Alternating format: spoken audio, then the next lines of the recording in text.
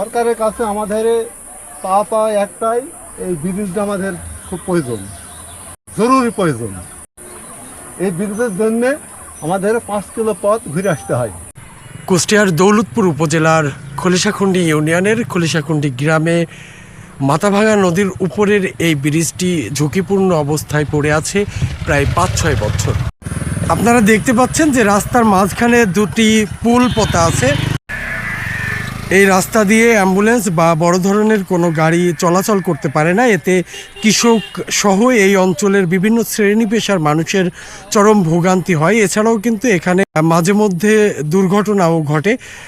এই এলাকার মানুষ এবং এই পথে চলাচলকারীরা দ্রুত একটি ব্রিজ নির্মাণের দাবি জানিয়েছে। 5-6 বছর ধরে এই ভোগান্তি হয়, কিন্তু সংশ্লিষ্ট কর্তৃপক্ষ এটি সমাধানে কোনো ব্যবস্থা গ্রহণ করেনি বা এটি সমস্যার সমাধান করা হয়নি। এই ব্রিজের কারণে কি কি ভোগান্তি হয়, কি কি সমস্যা হয় সেগুলো বলবেন, আর আপনাদের দাবি বা কি সেগুলো বলবেন।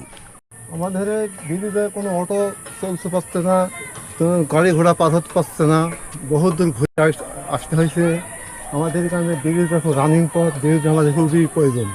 কত বছর ধরে এই সমস্যা, এই ভোগান্তি, এবং আপনাদের দাবি কি? এই ভোগান্তি আমাদের আজ মোটামুটি বছর পাশে। তারপর আমাদের ভোগান্তি, আমাদের ব্রিজের খুব প্রয়োজন, ব্রিজ আমাদের খুব দরকার। সমস্যা আমাদের ব্রিজ অসম্ভব। সরকারের কাছে আমাদের পাওয়া একটাই, এই ব্রিজটা আমাদের খুব প্রয়োজন, জরুরি প্রয়োজন। এই ব্রিজের জন্যে আমাদের 5 কিলো পথ ঘুরে আসতে হয়। জোড়াতালি দিয়ে খুবই ঝুঁকিপূর্ণ অবস্থায় এই ব্রিজটি ব্যবহার করা হয়। অ্যাম্বুলেন্স বা বড় কোনো গাড়ি কিন্তু এই রাস্তায় চলাচল করতে পারে না। রাস্তার মাঝখানে কিন্তু দুটি প্লার পুঁতে দেওয়া আছে যাতে বড় গাড়ি না চলাচল করতে পারে, কিন্তু বাইসাইকেল, মোটরসাইকেল এবং ভ্যানগুলো বা ইজি বাইকগুলো চলাচল করতে পারে।